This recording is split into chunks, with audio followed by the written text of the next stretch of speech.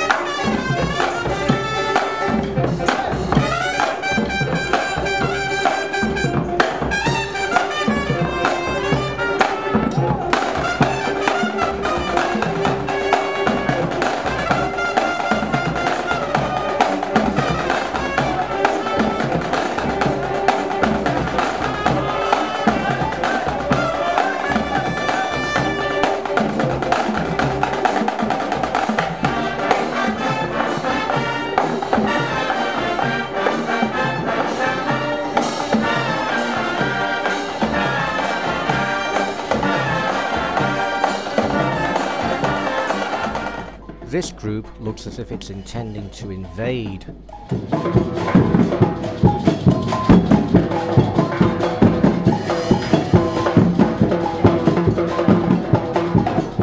We had pre-booked a tour with Old Manila Walks, and Anson, our guide, met us outside the dock gates and took us by minibus to our first stopping point, Manila Cathedral. This is the 6th incarnation of the Cathedral of Manila, the previous ones having been destroyed by earthquake or more recently World War II bombing. It's the only cathedral I've ever been in that has the Cardinal's hat hanging up from the ceiling.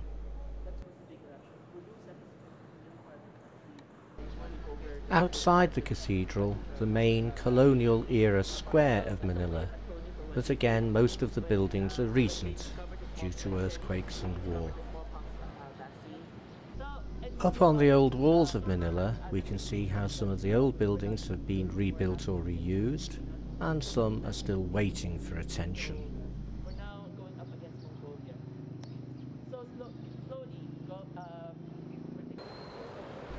St. Augustine's Church and Monastery, the oldest building standing in Manila, dating from 1607 in its present form.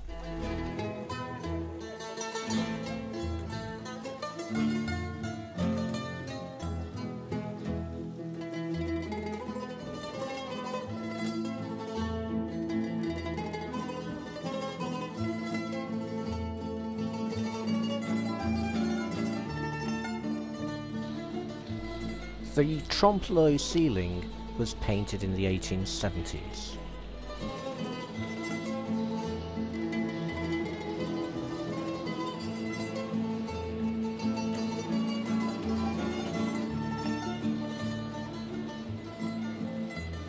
The graves inside the church include some of Filipinos who resisted the Japanese occupation.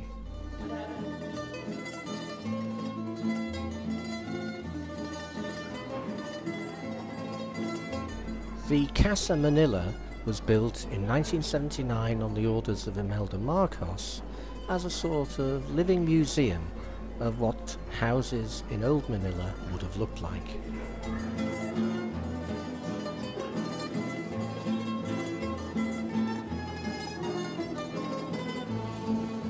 The hectic traffic of Manila seems to be dominated by jeepneys. Back on board for a last look at Manila, the Manila Hotel was the headquarters of General MacArthur.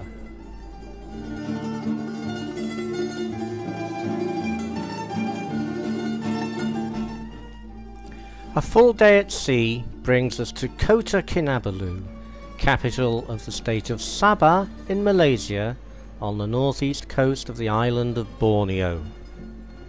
The Saba Foundation Tower, one of the city's modern buildings. We took a ship's tour which promised a visit to a wildlife park, which turned out to be basically a zoo. This adolescent orangutan was brought and sat down on the platform for a limited time for us to look at it. There was an aviary, and we did see this hornbill and a few other birds. This is a sun bear, so called because it has an orange circle on his chest which looks like a sunburst if he had stood up and faced us. And I think the tiger's got the right idea. Have a sleep. These gibbons were the noisiest things in the zoo.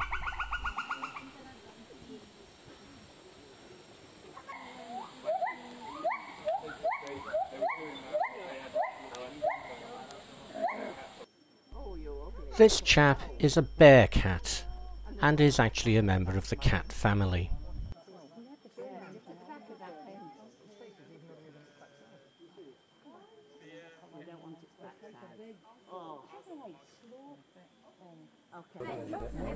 Proboscis monkeys.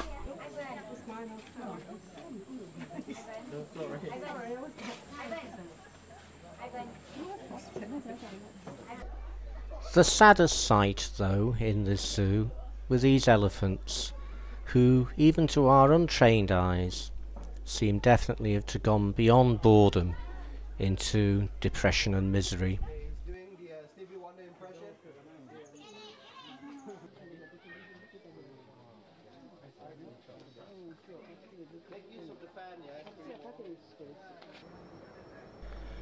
Next stop, the heritage village at the Saba State Museum. This includes a collection of longhouses from different cultures in different parts of North Borneo.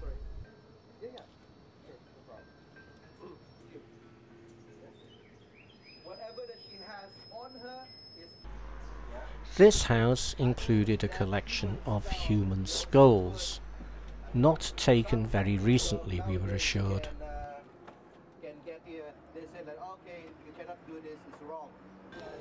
And you can try your hand or your mouth with the blowpipe, no poison darts involved.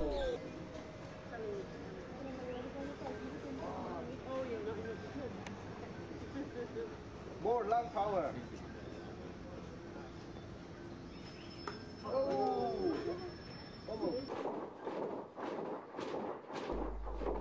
I don't actually understand what the purpose of this bamboo trampoline in this longhouse is.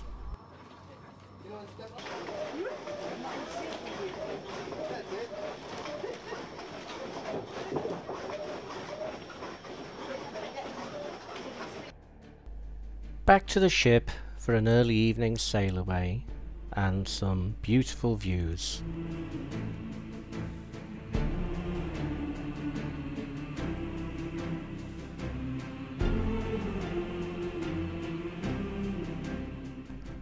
Overnight, Artemis sails to Bandar Seri Begawan, capital of the independent Sultanate of Brunei, still on the north coast of the island of Borneo. We've booked an independent tour with a local operator, and our first stop is the mosque built by the present Sultan. Next stop is the Sultan's Palace.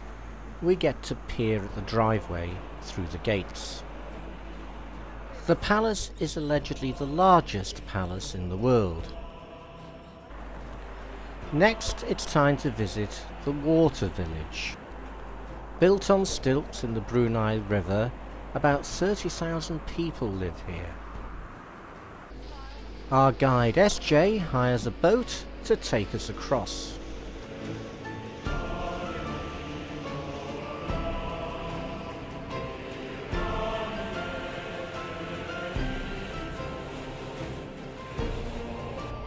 There's that palace again. The village contains everything you'd expect in a settlement of its size: mosques, schools and so on. we're due to stop for typical Bruneian snacks. Evidently this is not just an ordinary house and an ordinary sitting room. They're set up for this kind of thing. They do let us visit the kitchen. Perhaps this wasn't very wise of them.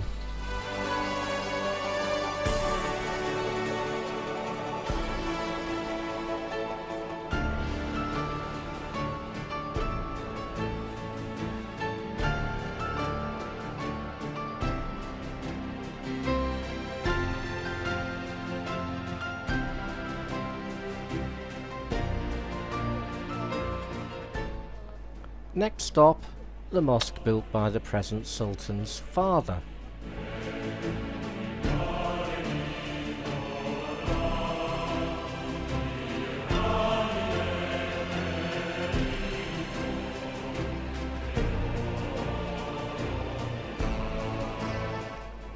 Then the Museum of Royal Regalia, of which there is a lot.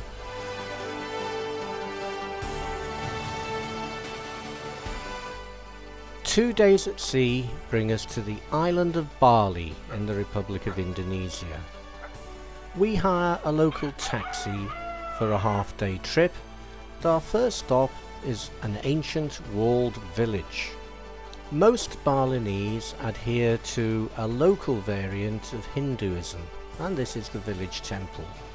And this is the village banyan tree, which is also very important apparently. These cocks were being prepared for fighting later in the New Year celebrations. Some of them had been dyed bright colours.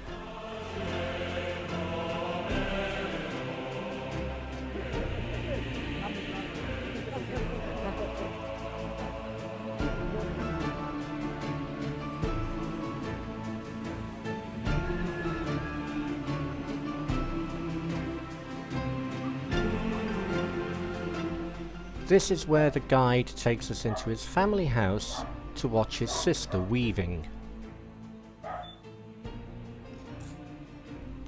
The famous local woven fabric is ikat, either single or double, and it's very expensive.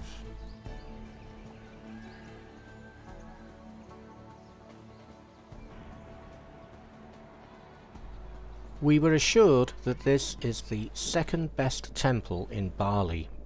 We decided not to go to the best temple in Bali.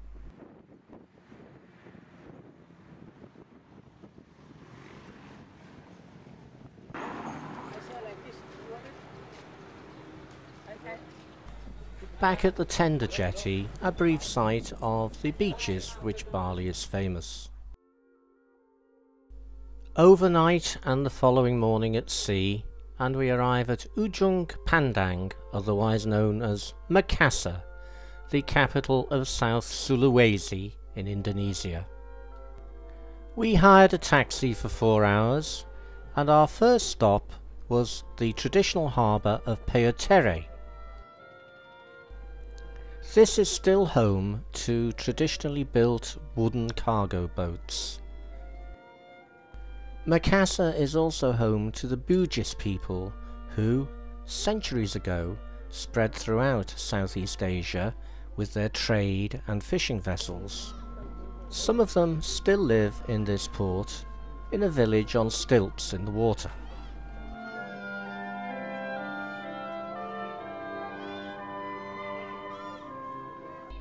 More modern methods of transport are encroaching now. And it's time for us to head on for our next stop, which is Fort Rotterdam. This was rebuilt by the Dutch in the 17th century when they took the area over from the local kingdom. Pale European skins are still sufficiently different here to merit attention.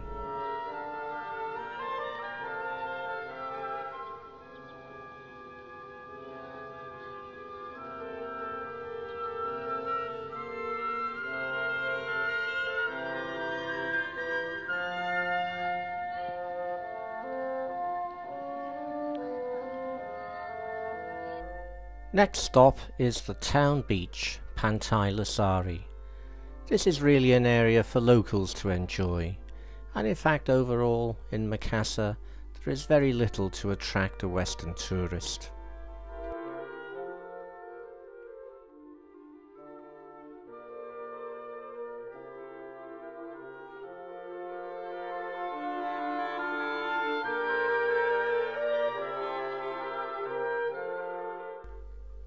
Time to head back to Artemis. A day at sea brings us to Semarang on the north coast of the Indonesian island of Java. Our day trip is to the Buddhist temple of Borobudur. The temple dates from the 8th century, but was lost buried in the jungle for hundreds of years, until Sir Stamford Raffles had it discovered when he was governor here in the early 19th century. It was a hair-raising 3.5-hour coach trip to get here, with a police escort to cut through the heavy traffic for us.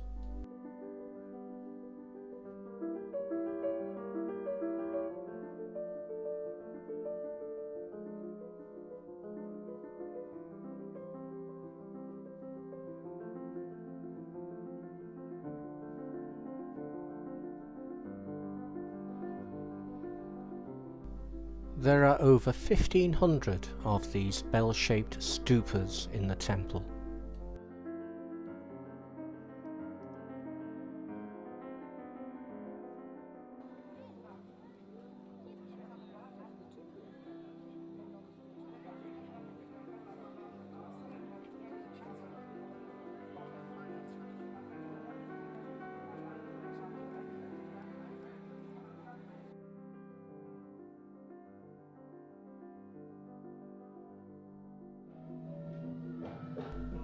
We had an excellent Javanese lunch, accompanied by traditional music and dancing, before the long drive back to the ship.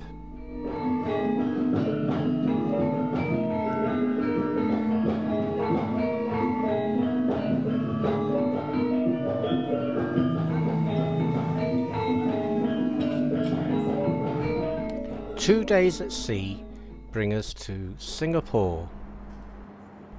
And there is the Marina Bay Sands Hotel and Casino Complex with the Sky Park on the top. And the Sky Park is where we plan to spend our morning for our $20 entrance fee.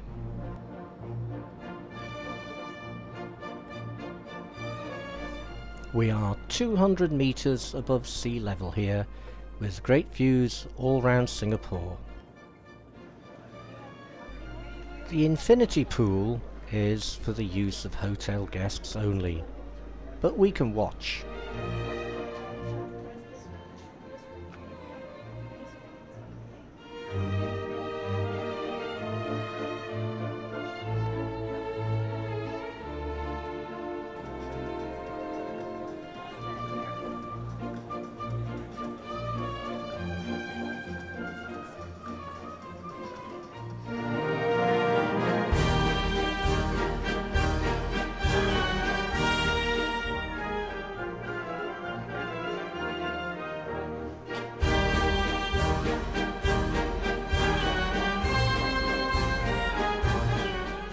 There is a bar and restaurant that day visitors can use.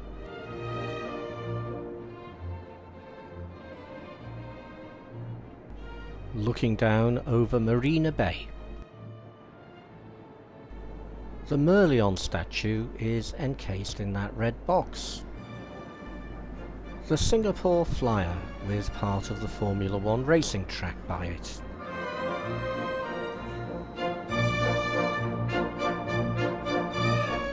Plenty of construction still going on as we look out to sea in the direction of Indonesia.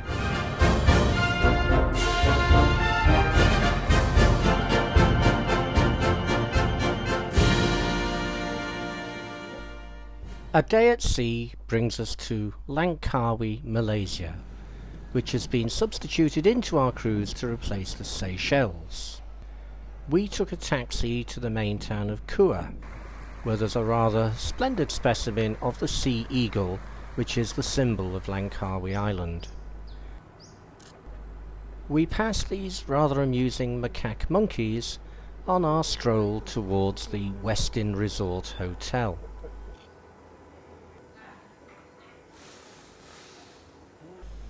Here we decided to have lunch and spend a couple of hours lazing around on the beach.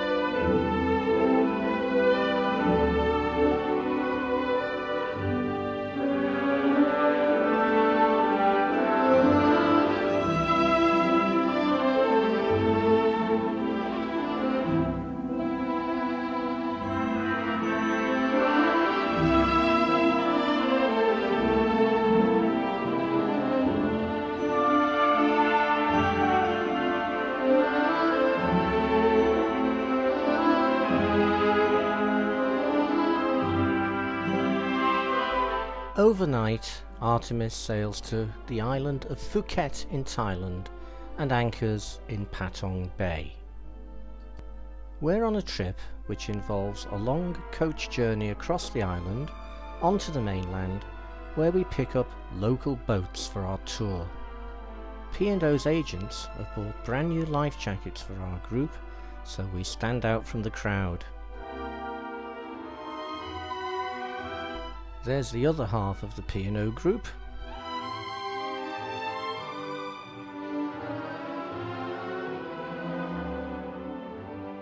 The landscape is dominated by limestone karsts. This shallow bay is a national park and contains 42 islands.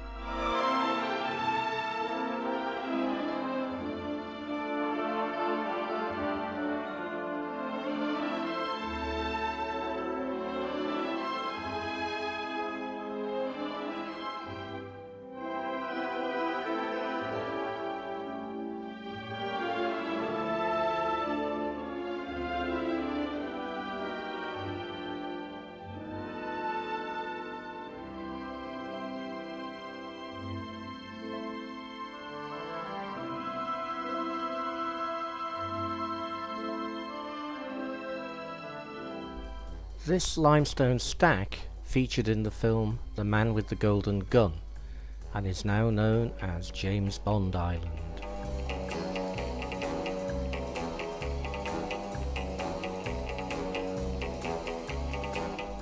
To get the view of the stack as seen in the film, you'd have to get off your boat and get onto the beach.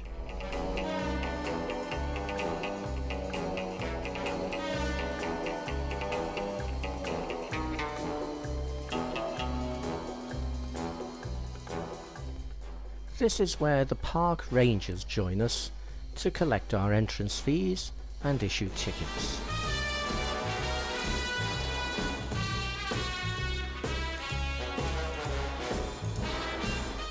Next, it's off to visit the Muslim village, which is another one of these water villages on stilts.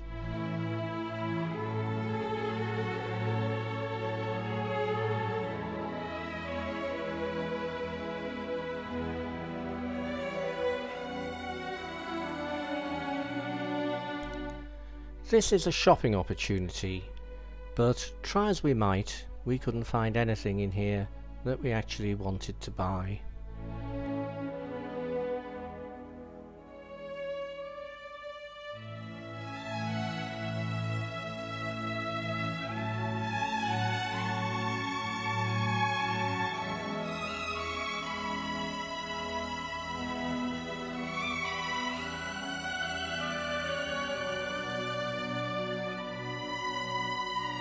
Then it's off for a very nice Thai lunch in a hotel before we head back to Patong Bay to reboard Artemis.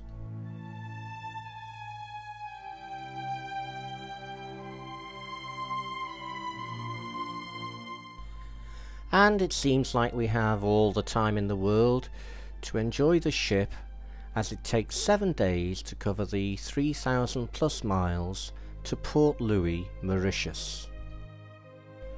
We are berthed at the cruise terminal, which is as yet incomplete, and the direct walkway to Port Louis hasn't been built.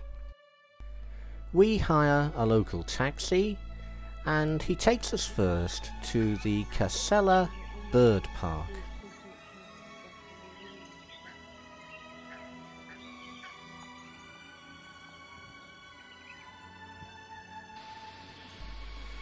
The park has a variety of exotic birds, not only from Mauritius but from many parts of the world.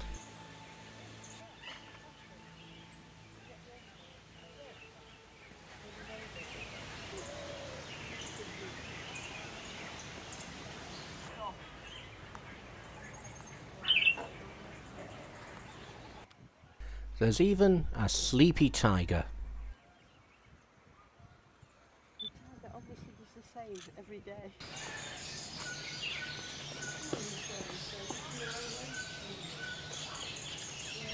The star attraction, though, is the Mauritius pink pigeon, which you can just about see, the closest living relative to the dodo, and itself very close to extinction.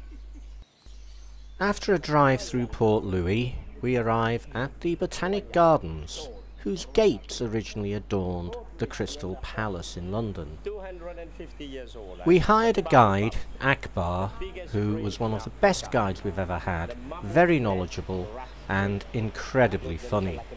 The garden was originally set up as a commercial operation in the hope of growing spices on the island of Mauritius, but it didn't work out. These giant Victoria Regia water lilies can, in theory, hold a weight of 20 kilograms on a leaf. Does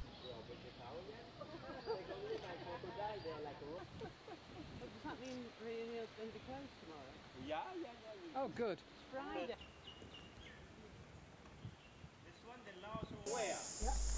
These are incredibly fast-growing bamboo.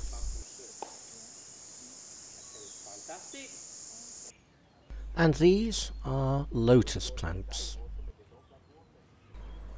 Seychelles giant tortoises, not directly related to those in the Galapagos, an example of separate island evolution.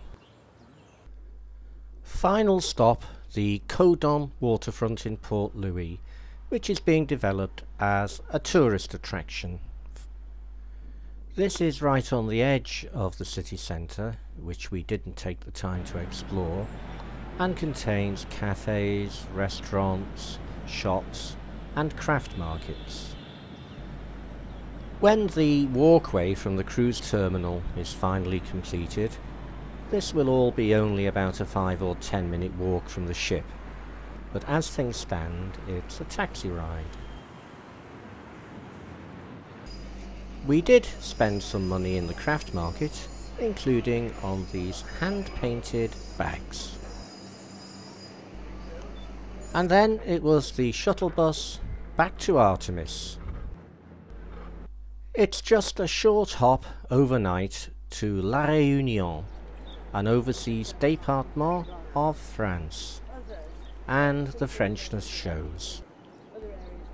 We took the shuttle to the seaside resort of Saint-Gilles-les-Bains. This is a very pleasant place, very European and Mediterranean in character. We found a French cafe for coffee and a croissant, had a little stroll, and some people found some posh shops to look at. After 2 or 3 pleasant hours here, we just made our way back to the ship.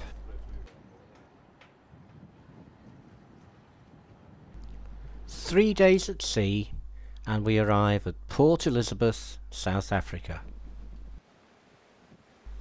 The shuttle brings us to the boardwalk, which is a tourism and leisure centre including restaurants and shops and cafes, and also a casino.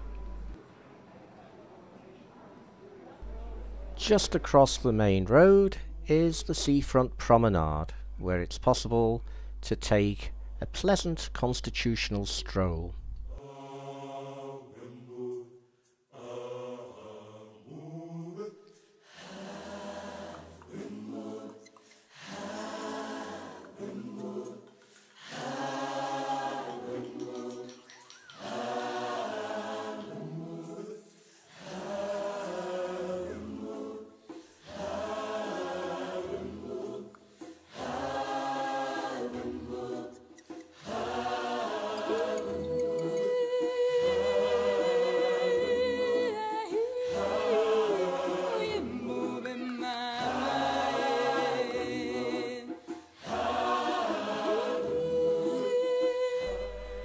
And there's Artemis, waiting to take us on our final leg of this trip.